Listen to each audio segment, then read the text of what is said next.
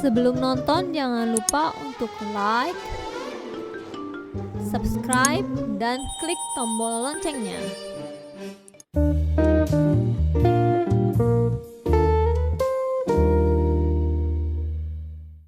Ciao semuanya, balik lagi sama aku Ayu. Kali ini konten yang baru lagi, namanya adalah Cutray, curhat bareng Ayu. Yeay. Oke, seperti janji aku di konten baru ini kita akan ngobrol-ngobrol aja seputar topik-topik menarik ya. Bisa macam-macam, bisa soal cinta, bisa soal kawin campur, bisa soal apa aja deh yang mau kalian bicarakan.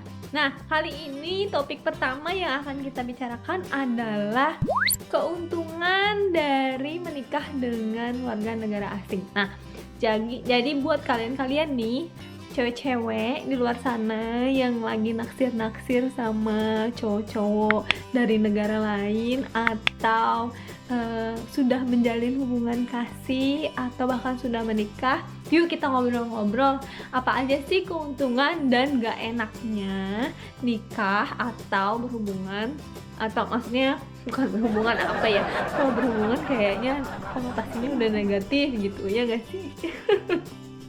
Maksudnya kalau kalian lagi menjalin kasih pacaran gitu ya sama orang asing atau yang kita sering bilangnya bule. Aku nggak suka sih bilang bule karena bule itu di Indonesia kan masih dianggap superior ya. Sedangkan menurut aku kayaknya anggapan itu sebenarnya harus udah nggak ada lagi, karena bule atau nggak bule itu sama aja teman-teman. Semuanya sama, ada yang baik, ada yang nggak baik juga.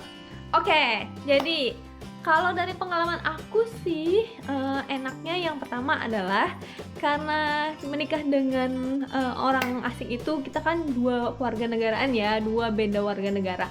Nah, jadi aku ada kesempatan untuk jalan-jalan lebih sering karena pasti aku akan pergi balik ke Indonesia. For obvious reason, aku dari Indonesia. Jadi kita suka jalan-jalan, kalau pas lagi ke Indonesia pasti kita sempetin untuk jalan-jalan. Nah, selain ke Indonesia tentunya karena suami aku dari Itali, seperti yang kalian sudah tahu ya, mungkin kalau yang ikutin aku. Jadi setiap tahun pun kita ke Italia. Oke, terus gak enaknya apa sih kalau nikah beda budaya gitu? Seperti yang aku bilang, nikah sama orang asing itu ada enak ada nggak enaknya ya. Jadi tadi kan enaknya karena beda warga negara, beda budaya, jadi kalian bisa lebih sering jalan-jalan. Nggak enaknya adalah ya beda budaya itu karena budayanya aja udah beda, jadi banyak banget yang mungkin norma-norma yang kita anggap tidak wajar atau bukan nggak wajar ya, maksudnya kayak masih tabu tapi menurut mereka tuh kayak biasa aja atau normality. Jadi aku kasih contoh ya, misalnya kalau di Indonesia kalian kan nggak mungkin panggil mertua kalian dengan nama aja. Nah, sedangkan kalau untuk orang aku nggak bisa sebut dari mana ya, tapi kalau pribadi aku karena suami aku orang Italia, mereka selalu bilang ke aku untuk panggil nama mereka aja. Sedangkan itu buat aku masih agak kaku ya. Jadi kadang-kadang aku tuh suka kayak cari-cari alasan untuk gak panggil mereka gitu. Oke, yang kedua adalah kalian jadi lebih banyak memperkaya bahasa ya, tentunya karena mau nggak mau kalian harus belajar bahasa pasangan kalian, jadi saling belajar satu sama lain.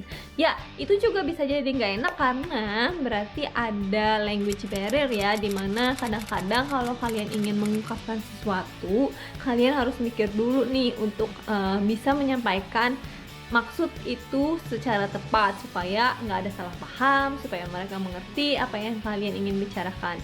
Jadi untungnya sih kalau di kasus aku dan suami, kami berdua lumayan fluent bahasa Inggrisnya, jadi kami selalu komunikasi pakai bahasa Inggris dan mencoba untuk mengerti satu sama lain. Jadi selama ini sih sejauh ini nggak pernah ada salah paham ya, karena kita sama-sama mengerti maksudnya setiap kali ada permasalahan atau ada argumentasi yang harus memang diselesaikan bersama.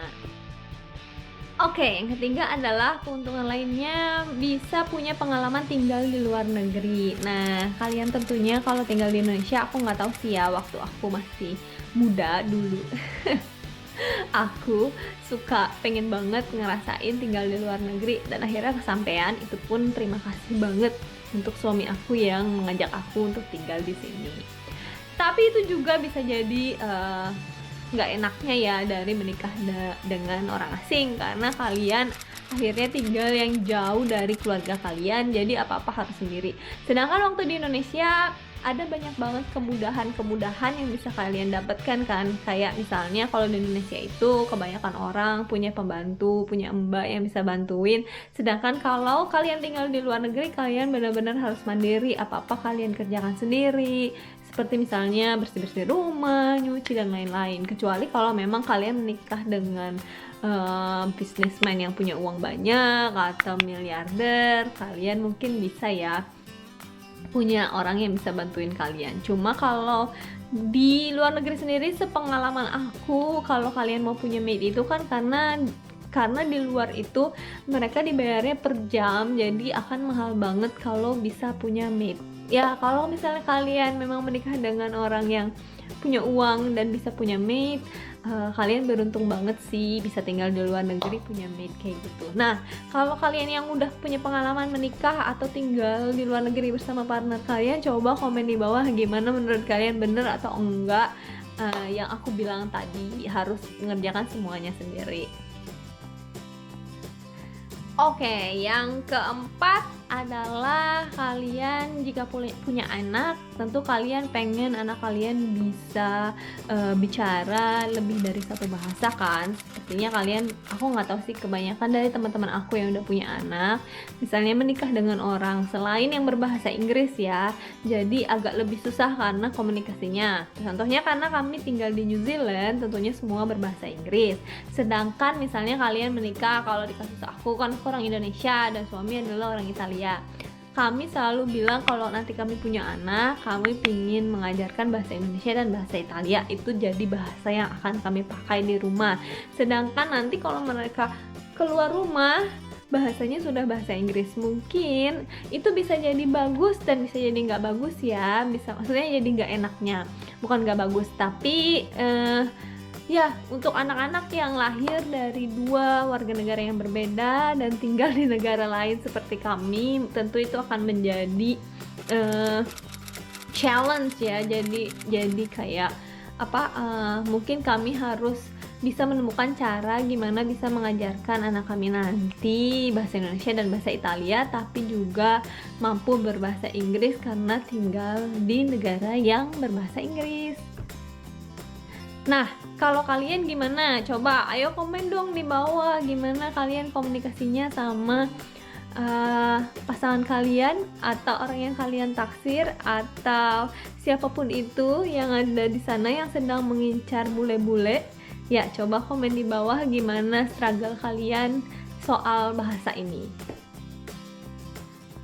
Nah, mungkin ini yang terakhir ya, yang kelima. Tapi kalau kalian mau nambahin lagi sih silahkan. Jangan lupa komen kalau mau nambahin.